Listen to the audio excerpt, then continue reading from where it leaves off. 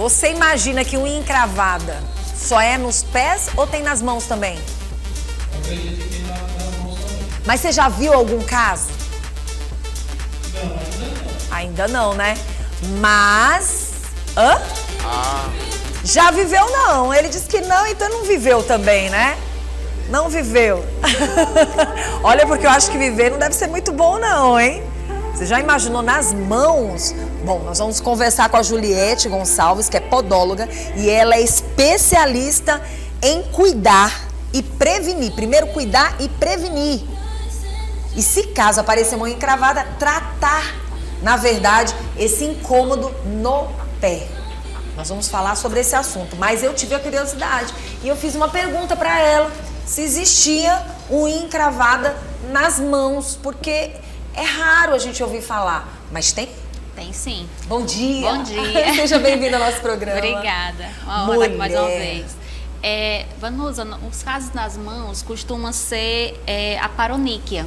A paroníquia ela é uma infecção, na verdade. Ela pode ser até bacteriana e ela acomete a lateral das unhas e começa um processo inflamatório com exudato, né, que é o pus.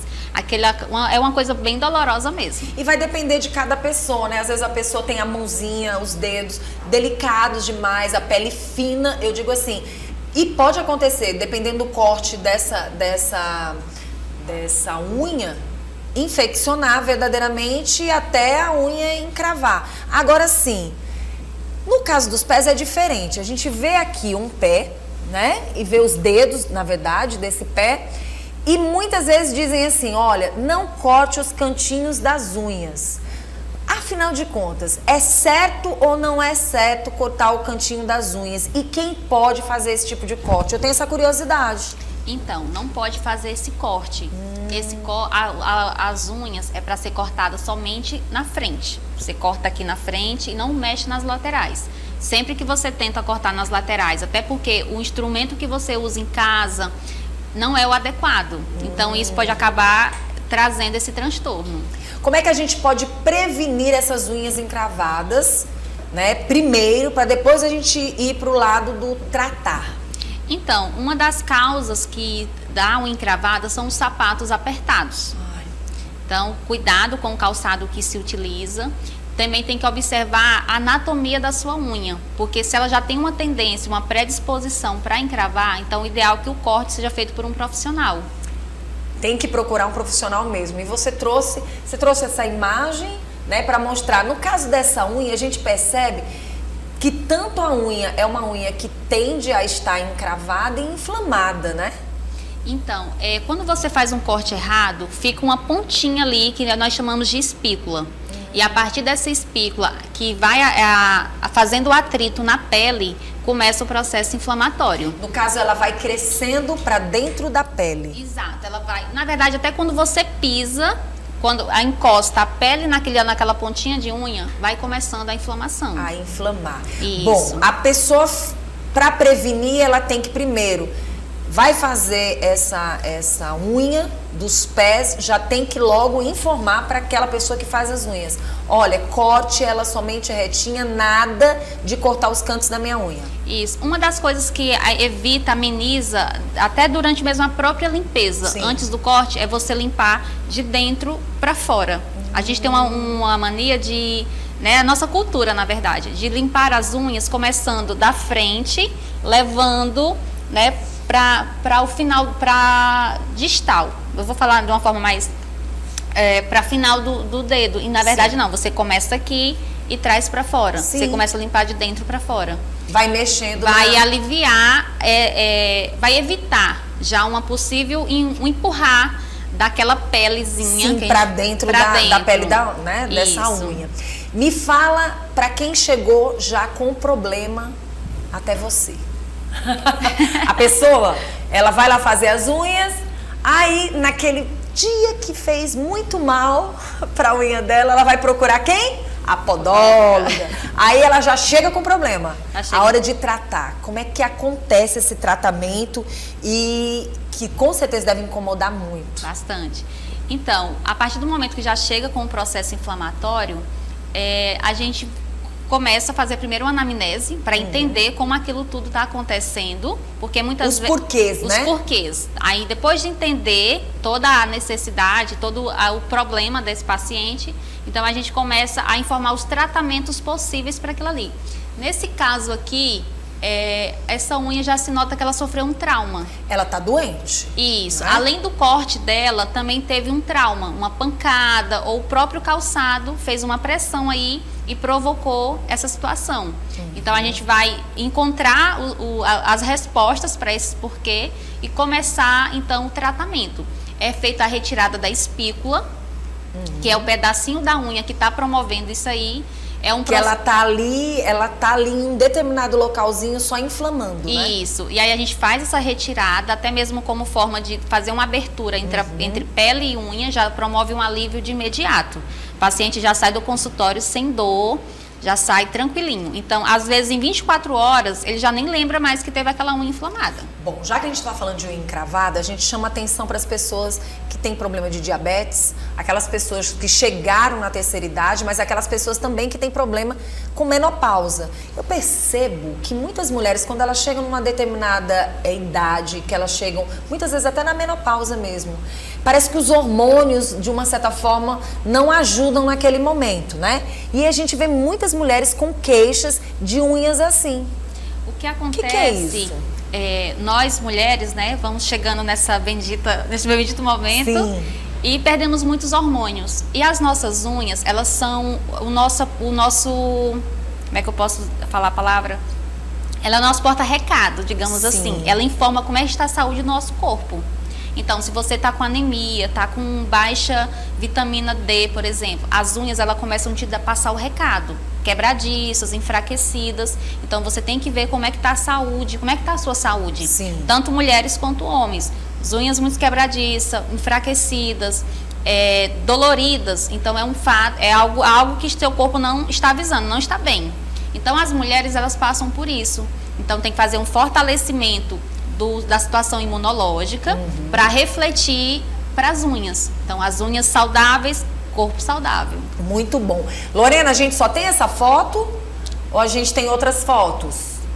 Né? E eu queria que você me falasse assim, por exemplo, a gente está falando dessa unha encravada. Depois que já teve esse tratamento com essa unha encravada, quais são os cuidados que ela vai ter que ter?